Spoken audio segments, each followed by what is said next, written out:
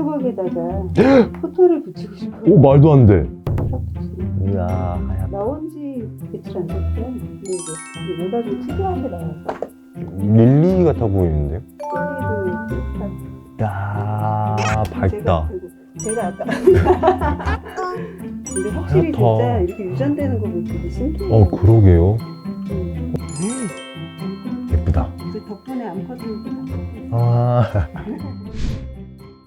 그러니까 제가 지금 이걸 좀 다 보고 있는데 한 가지 제가 알아챈 게 뭐냐면은 다 이렇게 있어요.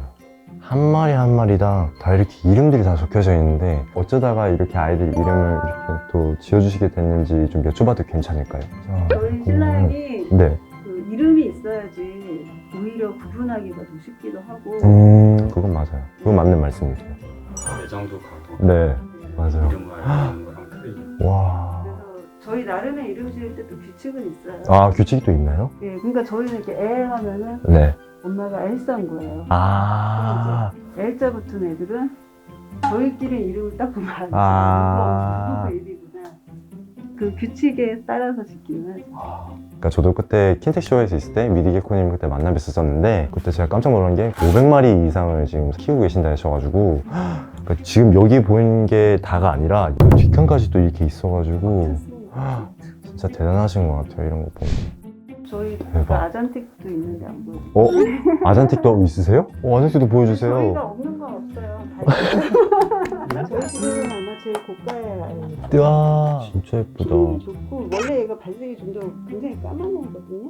근데 둘 다 아쉽게 암. 아, 둘 다 암이에요? 예. 어. 저희가 이상하게 노멀은 쓰는데 네. 지금. 지금 오면 암이 되더라고요.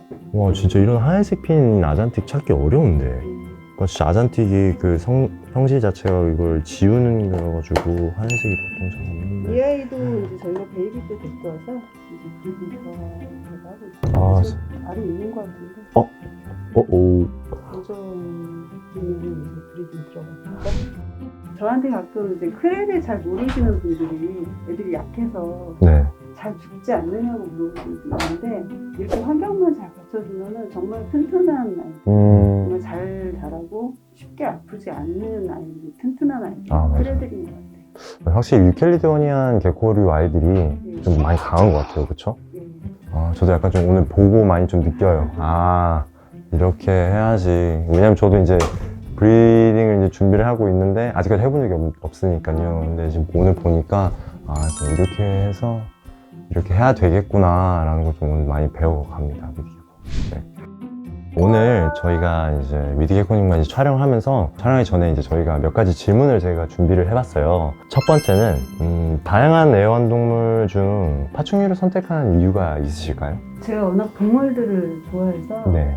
그 전부터 이제 강아지도 지금 키우고 있지만 약간 좀 브리딩에 관심이 있었거든요. 아, 고양이 개에 대해서도 좀 공부를 했는데 네. 너무 걔네들은 교류가 되는 아이들이라 맞아요. 쉽게 제가 아이들을 낳고 분양하고 하기가 쉽지 않겠다는 거였어요. 근데 네.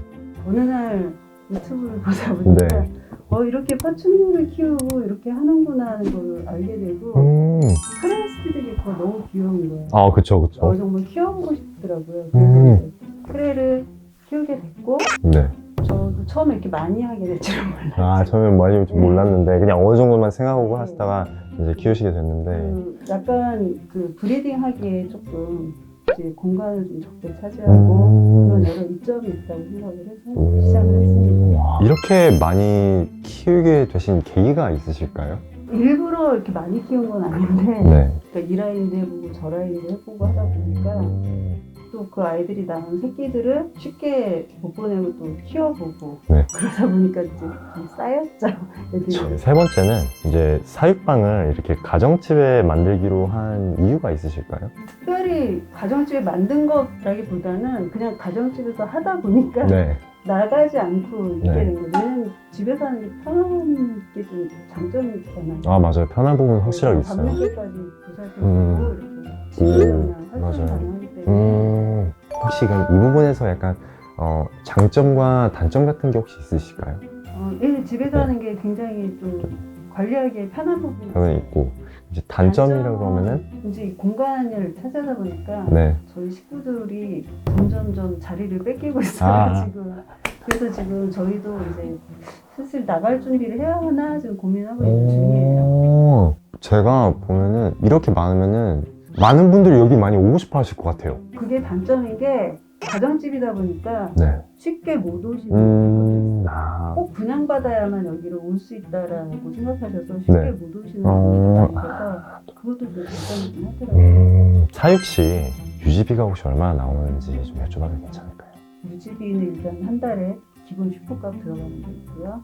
그다음에 이제 귀뚜리를 저는 주식은 슈퍼고 네. 귀뚜리는 보충식 정도로 쓰거든요. 뭐 슈퍼를 저희 한 달에 한 2kg 정도 써요.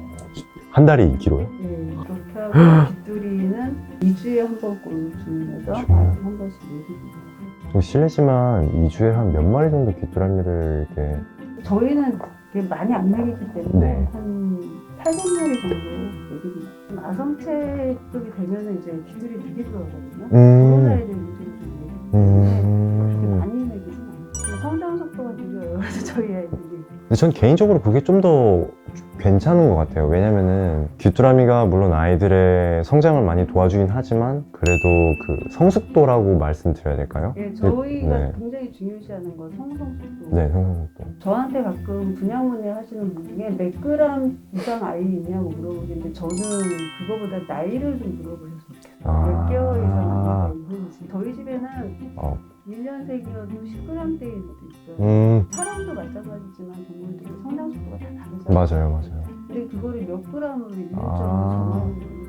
그리고 파충류들은 어차피 한 2살 되면 사이즈가 다 거기에 맞춰져요. 맞아요. 그러니까 맞아요. 늦게 크던 애들도 2살이 되면은 따라잡고 맞아요. 빨리 크던 애들도 2살이 됐다고 해서 더 막 큰 것도 아니고. 그러니까 저도 이게 이 위디기님께서 막 말씀해 주시기 너무 공감이 되는 게 저도 이제 수입을 하다 보니까 한 열에 9분은 몇 g이에요 이렇게 물어보거든요. 이런 부분은 좀 보고 저희들이 좀 배워야 되지 않나 개인적으로 좀 생각을 합니다. 앞으로의 계획 같은 것도 한번 좀 궁금해요. 그러니까 일단은 현재는 좀 내년쯤에는 이제 저희 사육방을 해야 하지 않을까 싶어서 그게 첫 번째 계획이기 때문에 큰 이벤트 네. 또 그 샵 같은 형식은 아닐 것 같은데 네.